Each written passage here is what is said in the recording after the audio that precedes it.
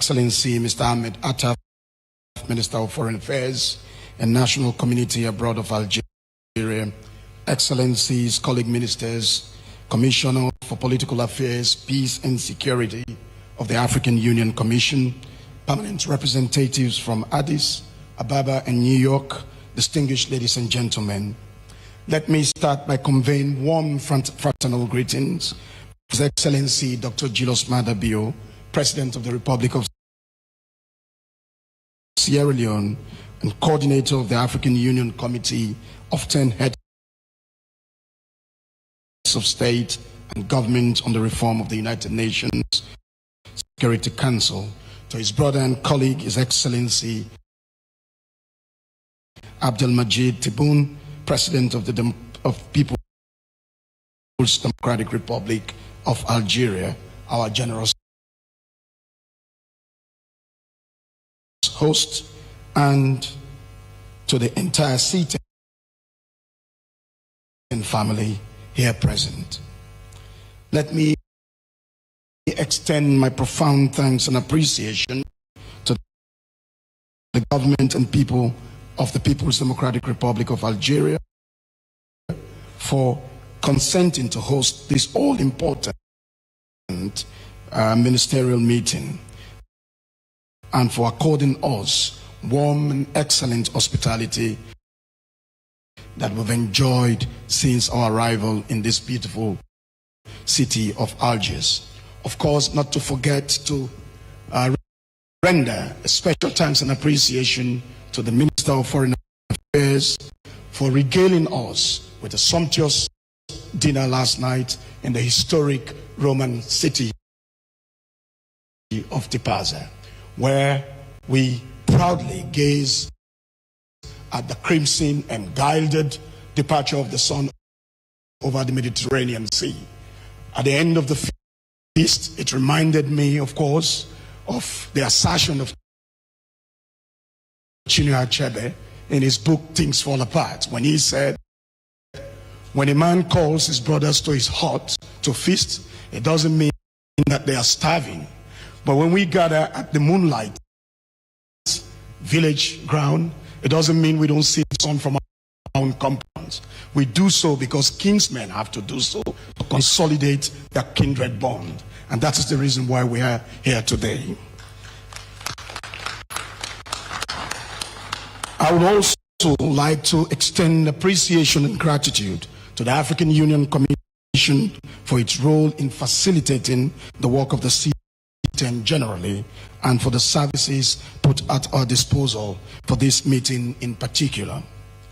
Excellencies, this 11th ministerial level meeting is essentially geared towards pursuing a legitimate cause on behalf of the African continent. Specifically, it provides us the opportunity as CETAN foreign ministers to take stock of progress made towards designing a comprehensive roadmap and evaluating the current state of play in the ongoing intergovernmental negotiations at the United Nations General Assembly, with a view to reaching a consensus on enhancing the mandate to canvass, promote, and defend the common African position on the reform of the United Nations Security Council.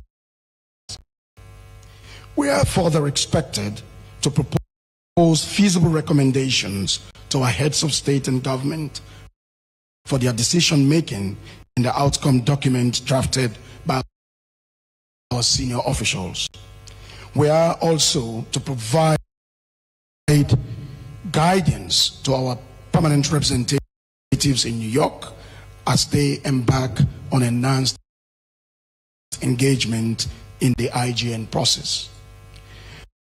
And our main objective in this meeting, therefore, is to ensure that any recommendations we propose for consideration by the heads of state and government should be forward-looking and action-oriented.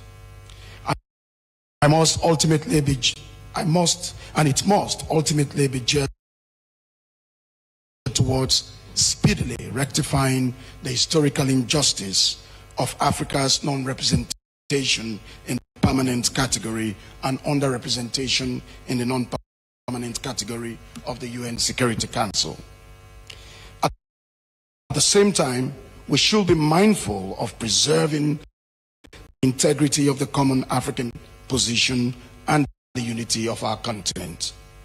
It is critically important to understand the root cause of the injustice that we are trying to rectify if we are to get it right. Without being sentimental, there is a universal recognition of historical injustices born out over 200 years of colonization, which invariably led to the exclusion of Africa from post-World War II intergovernmental bodies such as the Bretton Woods institutions, that is the World Bank and the IMF. Similarly, several attempts initiating reforms at the level of the United Nations Security Council have been roundly resisted in a bid to maintain the status quo, although it remains untenable in light of present geopolitical realities. Among other things, this is why we now seek to achieve equitable representation for Africa in the Council, in line with the common African position as espoused in the Ezulwini Consensus and the SAT Declaration.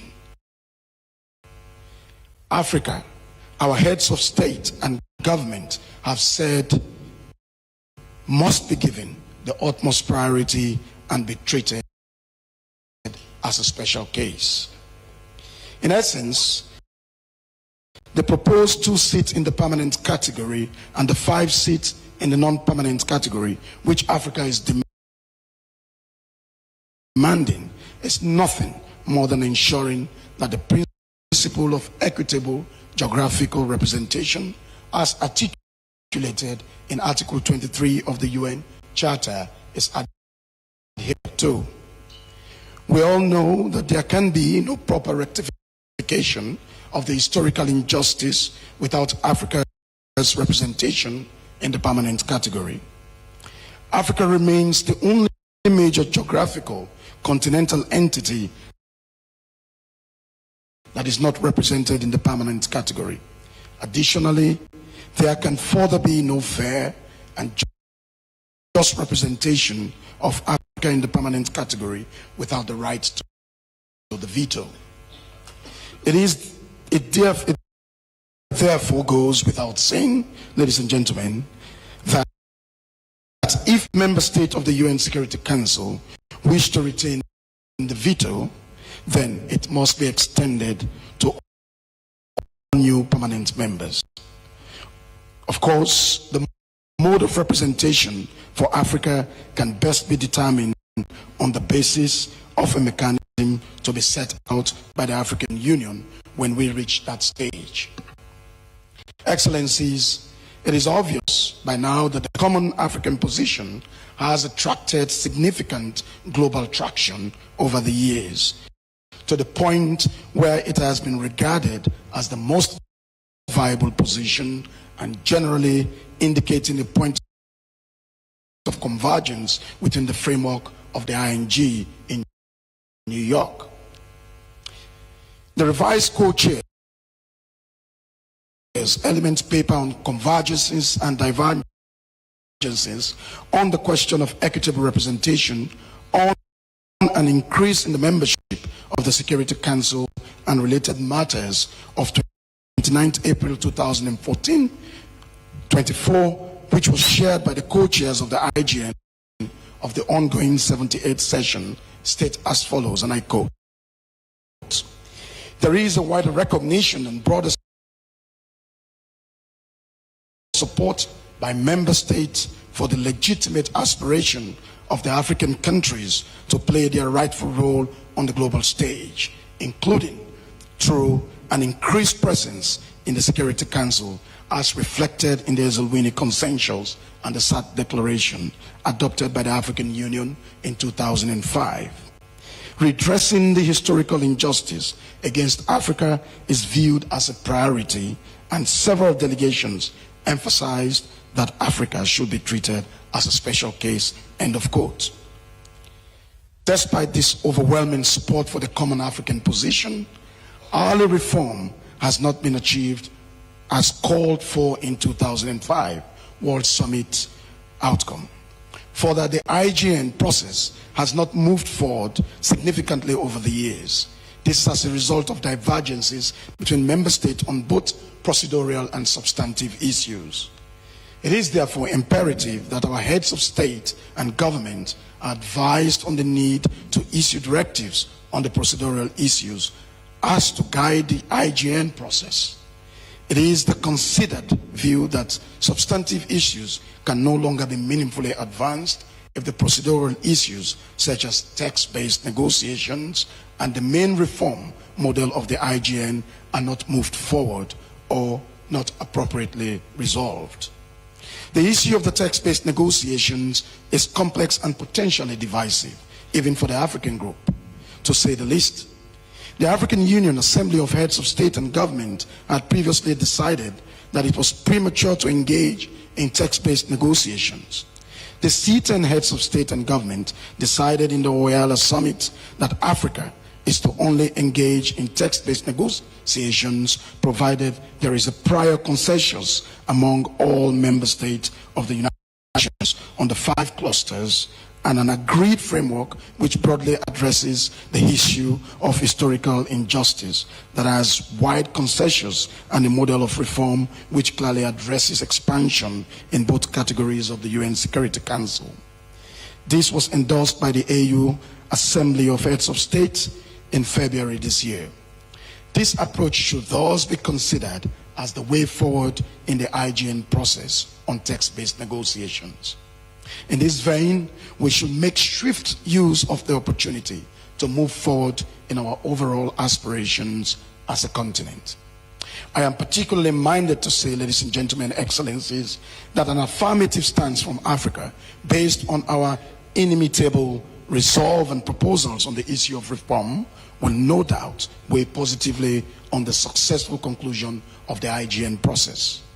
In this regard, in the next session of the IGN, we need to present our model of reform based on the common African position as espoused in the Ezulwini Consensus and the SAT Declaration, not only because other interest groups and members states have presented their models this session, but more importantly, to clearly show the uniqueness and viability of the common African position.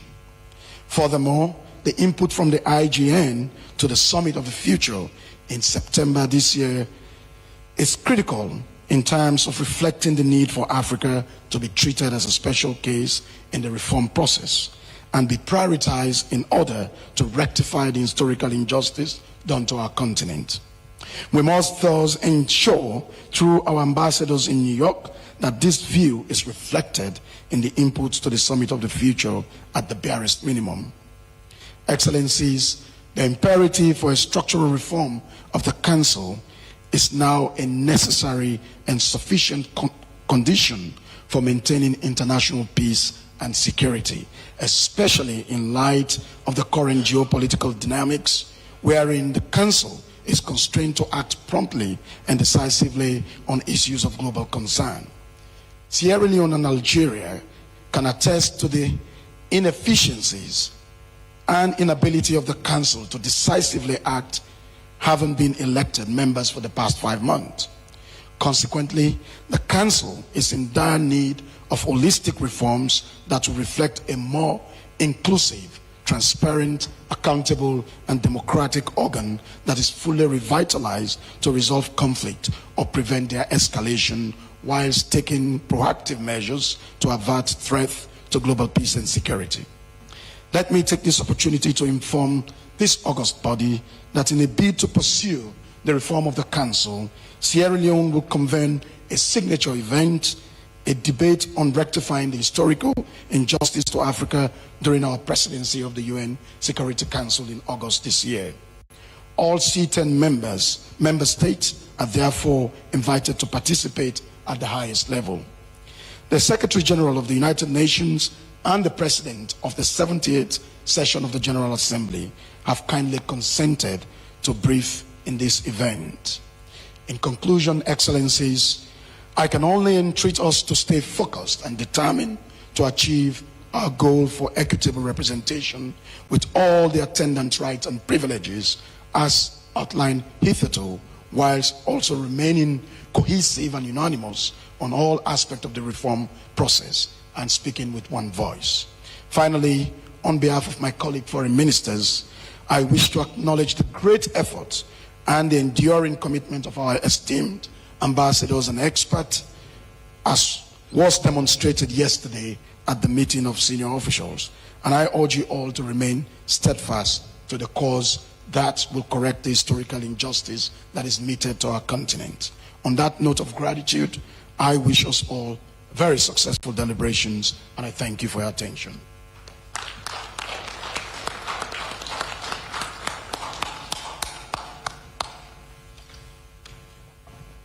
On that note, Excellencies, may I now kindly invite the Commissioner for Political Affairs, Peace and Security of the African Union, Excellency.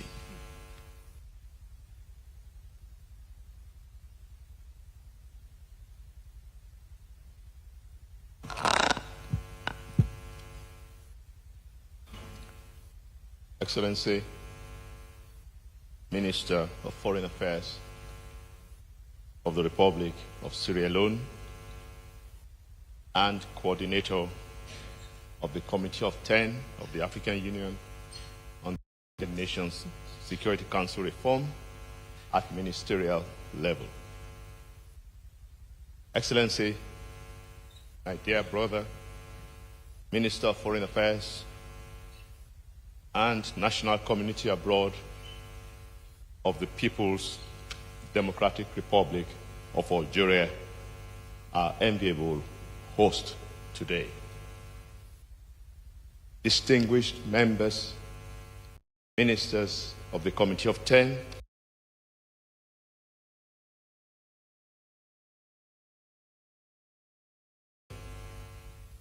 ambassadors, and permanent representatives based in Addis Ababa and New York, invited guests, ladies and gentlemen. Our two main speakers have said it all, but permit me, on behalf of His Excellency Musa Faki Mahamat, Chairperson of the African Union Commission, to make a few comments to complement what our two ministers have stated. It is important before doing this to express profound, profuse appreciation to the government and people of the People's Democratic Republic of Algeria. The hospitality is usually very legendary. And once again, the African Union really appreciates your support for this process, being a champion for counterterrorism, being a champion for the African voice at the international level. Let me also use this opportunity to thank the coordinator at heads of state and government level, His Excellency Dr. Julius Maada Bio, President of the Republic of Sierra Leone, for his stewardship and leadership. Excellencies, I have few imperatives, 5 of them that the chairperson of the Commission, African Union Commission, has expressed interest for your deliberations today. The first is to consider the geopolitical context where multilateral